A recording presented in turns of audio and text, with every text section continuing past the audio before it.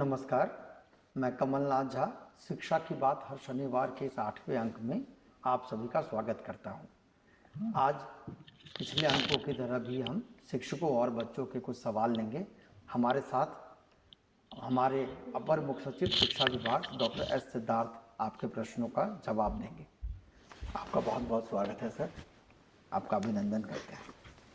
Sir, इसमें पहला सवाल है राकेश कुमार, ये हेडमास्टर हैं मध्य विद्यालय वानिया ब्लॉक मोदनगंज जहानाबाद से। इनका सर कहना है कि विद्यालय में सुधारात्मक विद्यालय निरीक्षण हो, ग्रामीण से शिक्षकों का फीडबैक लिया जाए, फीडबैक नकारात्मक आने पर उन्हें सुधरने का 1 या 2 मौका दिया जाए, तत्पश्चात बदलाव नहीं दिखने पर कठोर कार्रवाई की जाए, जिसमें बर्खास्तगी भी अपेक्षित है। अन्य कार्य हेतु सर एक और ये रख रहे हैं कि मध्य विद्यालय में एक गैर शैक्षणिक कर्मी की बहाली की जाए। सर इसमें देखिए, मैं अनेक बार और विभिन्न स्तर पर मैं बोलता रहा हूँ, जो शिक्षा जो है, शिक्षा विद्यालय में शिक्षा जो है, इसका जो दायित्व है, एक तो टीचर तो पढ़ाते ही हैं, बच्चे आते हैं, लेकिन इसकी रिस्पॉन्सिबिलिटी पूरे समाज की है। और जब तक ये पूरा समाज इसकी रिस्पॉन्सिबिलिटी नहीं लेगा, तब तक शिक्षा व्यवस्था सुधरेगी नहीं। इसमें अभिभावक का बहुत बड़ा रोल है, साथ ही साथ जो पंचायती राज संस्थाएं हैं, मुखिया हैं, वार्ड सदस्य हैं, साथ ही साथ जो आंगनवाड़ी सेविका सहायिका और पूरे जितनी भी सरकारी तंत्र है पंचायतों में, इन सभी का दायित्व है कि विद्यालय में नज़र रखें और सभी प्रकार का नज़र रखें। देखें कि टीचर्स पढ़ा रहे हैं, नहीं पढ़ा रहे हैं, होमवर्क दिए जा रहे हैं, क्लासरूम हो रहा है, मिड डे मील हो रहा है, और सभी प्रकार के जो कार्य है उसमें बढ़ चढ़ के अपना योगदान दें। लेकिन अगर सब लोग ये सोच लेंगे कि नहीं, ये टीचर का ही काम है और हम तो हमारा काम नहीं है, तब इसके में सुधार बड़ा बहुत ही कठिन होगा। और यह सुनिश्चित करना कि सभी विद्यालय ठीक तरह चले, मेरा अपना विचार है कि सभी को और सभी जितने भी स्टेक होल्डर हैं गाँव में, सभी को उस पर नज़र रखनी चाहिए और दबाव से ही, सामाजिक दबाव से शिक्षा में सुधार होगा, क्योंकि ये बहुत ही महत्वपूर्ण है। आज भी मैं देख रहा था, एक जगह मैं सुबह सुबह खड़ा होकर चाय पी रहा था, तो देखा एक छोटा सा लड़का वहाँ पे चाय की दुकान पे काम कर रहा था। तो मैंने ऐसे ही पूछा कि आप स्कूल नहीं जाते हैं? तो उसने यही कहा कि विद्यालय में खर्चा लगता था, पैसे लगते थे, इसलिए मैं इस विद्यालय छोड़ दिया। और मैंने पूछा पिताजी, तो पिताजी झारखंड में कहाँ मजदूरी करते हैं, पत्थर तोड़ते हैं, पत्थर तोड़ने वाले मजदूर हैं, और मुझे यहाँ पे चाय की दुकान में भेज दिया है। और मेरे ख्याल से उसको करीब, मैंने पूछा भी तो 4,500 रुपये उसको महीने का उसका पेमेंट है। तो देखिए, गांव बहुत छोटा सा यूनिट है और गांव में सब लोग जानते हैं कि फलाना का बेटा बेटी क्या करता है, और सबको ये बात पता होगी कि बच्चा है वो चाय का दुकान में पटना में काम कर रहा है। या तो ये समाज का ये दबाव है और समाज का दायित्व है कि यह देखें कि हर बच्चा उनके गांव का स्कूल में जाए, कोई इधर उधर मटरगश्ती ना करे, गांव में इधर उधर घूमे नहीं, और सब लोग मिलके विद्यालय का संचालन करें और शैक्षणिक व्यवस्था में सुधार करें। जी सर, थैंक यू सर। एक सर कुमार हर्ष हैं, हाई स्कूल गया से हैं। इनका कहना है कि हर एक प्रखंड में बेहतर है कि 1 या 2 मॉडल विद्यालय बना सकते हैं जहां बच्चों का नामांकन प्रतियोगिता के आधार पर हो। वहां शिक्षक भी अगर प्रतियोगिता के आधार पर आए तो बच्चों की स्थिति बेहतर पढ़ा सकेंगे, और इस तरह से क्या संभव है? देखिए, सरकार की पॉलिसी रही है कि यूनिवर्सल एजुकेशन रहे और सभी को एक समान एजुकेशन दिया जाए, लेकिन हम लोग कुछ स्कूल ज़रूर हर प्रखंड में एक मॉडल स्कूल बनाएंगे ताकि लोग उसको देख के नकल करें। मतलब जो बाकी स्कूल हैं वो उस स्कूल से मार्गदर्शन लें। पहले जिला में शुरू करेंगे, हर एक जिला में स्कूल चयनित करेंगे, फिर हम लोग अनुमंडल और फिर प्रखंड में, ताकि एक मॉडल, ये इसलिए नहीं कि बच्चा उधर कुछ बच्चे जाएं या इधर बच्चे नहीं जाएंगे, लेकिन बाकी स्कूलों के लिए वो एक मॉडल बने कि भाई आपका स्कूल भी वैसे बनना चाहिए। तो उस काम पर काम चल रहा है और हम लोग चयन कर रहे हैं, और जिला में कम से कम शुरुआती दौर पर हर जिले में हम लोग एक मॉडल स्कूल बनाएंगे, उसको सबसे उत्कृष्ट बनाएंगे और उसकी देखा देखी फिर अनुमंडल बनाएंगे, फिर अनुमंडल का स्कूल का देखा देखी फिर प्रखंड बनाएंगे। तो इस पर कार्य चल रहा है। ये बहुत अच्छा होगा सर। सर, बहुत सारे सवाल शिक्षकों द्वारा पूछे गए हैं कि नवाचार से संबंधित सवाल हैं, तो मैं सर एक सामान्य सा ये है जिसमें शिक्षकों ने जो चाहा है वो विद्यालय में किस प्रकार के नवाचार किए जाने चाहिए, इस संबंध में सर आपका कुछ। देखिए, ये टीचर की व्यक्तिगत रुचि पर है और मैं समय समय पे बहुत सारे टीचर्स के नवाचारों को देखता रहता हूँ और मेरे समक्ष भी बहुत सारी जानकारी आती रहती हैं। लोग बहुत बढ़ चढ़ के अपने व्यक्तिगत रुचि लेके करते हैं। अब मैं एक टीचर का सूचना मुझे मिला था, एक रंजन कुमार हैं, प्रधान अध्यापक मध्य विद्यालय बीहट में।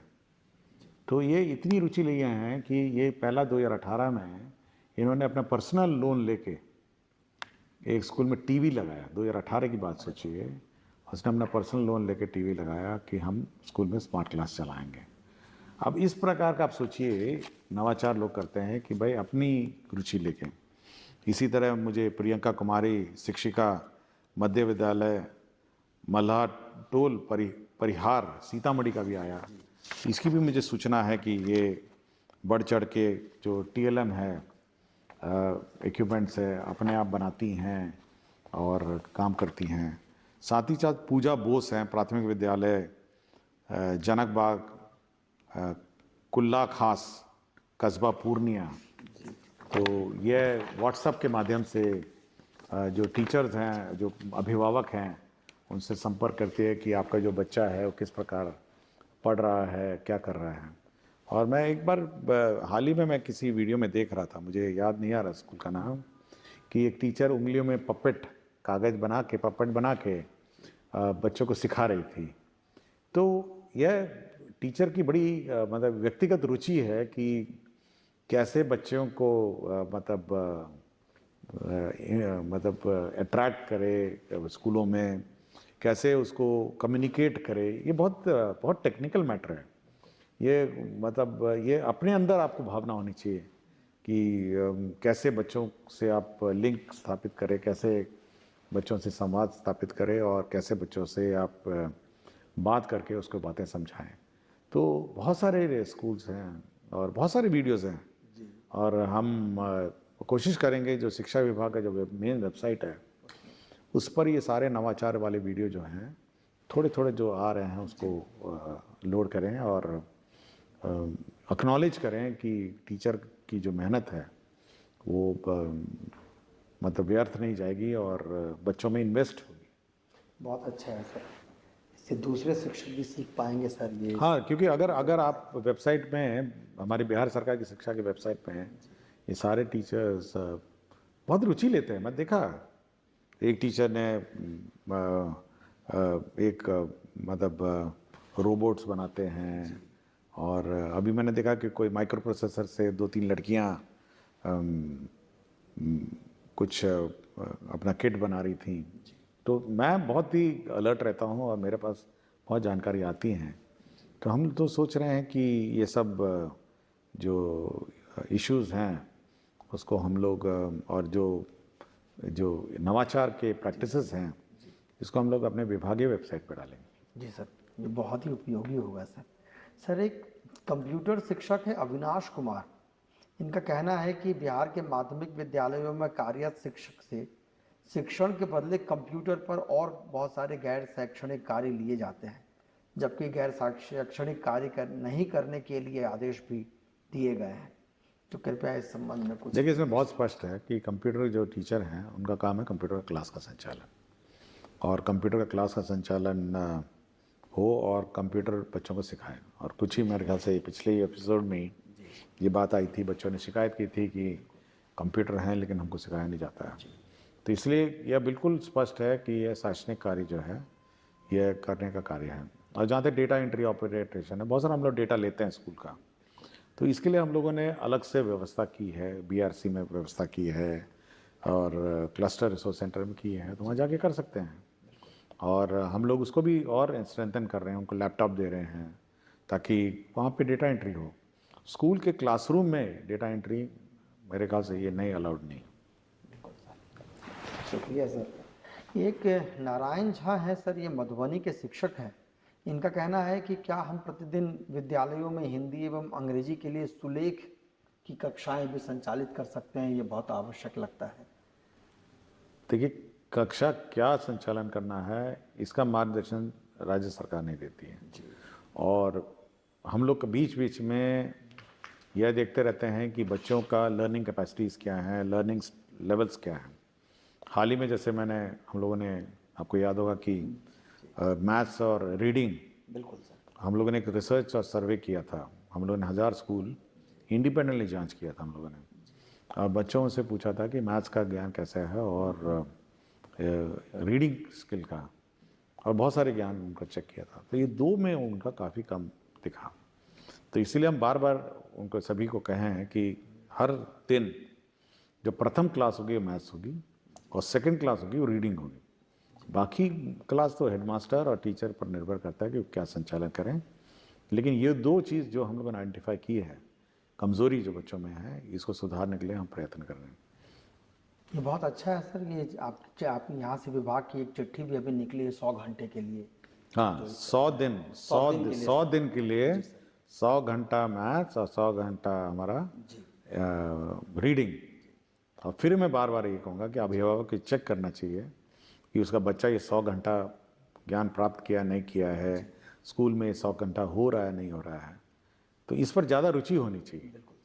देखिए, सभी को स्कूल में क्या पढ़ाया जा रहा है इस पर रुचि होनी चाहिए। शुक्रिया सर, बहुत उपयोगी है। और एक बच्ची का सवाल है सर, साक्षी कुमारी है रोहतास की। ये शांति प्रसाद जैन महाविद्यालय की 12वीं कक्षा में पढ़ती है। इनका कहना है कि निवेदन है कि मैंने आपके विषय में इतना जाना है कि उससे पता चलता है कि आपने शिक्षा के विभिन्न क्षेत्रों में सुधारे किए हैं और अभी भी कर रहे हैं, लेकिन हमारे विद्यालय में शिक्षकों और शिक्षिकाओं एवं विद्यार्थियों का सही अनुपात नहीं है, जिसके कारण पठन पाठन की क्रिया में रुकावट आती है एवं हमारे विद्यालय में विज्ञान एवं अंग्रेजी के शिक्षकों का अभाव है। तो आपसे समाधान की अपेक्षा। देखिए, हम लोगों ने एक स्टडी किया था और मैं भी जब स्कूल जाता हूँ, कुछ ऐसे भी स्कूल हैं जिसमें क्लासें हैं 6 और 18 टीचर पहुँच गए हैं और मतलब अनुपात में दुगनी हो गए हैं। तो हम लोगों ने एक व्यवस्था की है कि जिला पदाधिकारी की अध्यक्षता में कमेटी बनाई है। हाल ही में कल कैबिनेट मंत्री परिषद ने स्वीकृत किया और अधिसूचना राज्य सरकार ने निकाली है कि टीचर अनुपात, सब्जेक्ट अनुपात देके जिला के अंदर आप उनको स्थानांतरण करके सेट कर सकते हैं। अब जैसे IIT का लैब्स बन रहे हैं, तो हम लोगों ने ये कहा कि जहाँ जहाँ साइंस टीचर है या प्रैक्टिकल करना है तो आप वहाँ से डिप्यूटेशन कर सकते हैं। तो स्थानीय स्तर पर भी हम लोगों ने पावर दी हैं जिला स्थापना समिति को कि वो आवश्यकता अनुसार सब्जेक्ट वाइज अपना डिप्यूटेशन कर सकते हैं और सब्जेक्ट वाइज ये इंश्योर करेंगे कि जो शिक्षक स्टूडेंट अनुपात जो है वो मेंटेन करते हुए अपना पोस्टिंग ट्रांसफ़र कर सकते हैं। कमेटी हम लोगों ने बना दी। ये बहुत बहुत शुक्रिया सर, बहुत ये उपयोगी है और सभी को इससे फ़ायदा होगा सर। बहुत बहुत शुक्रिया सर आज। Thank you so much sir.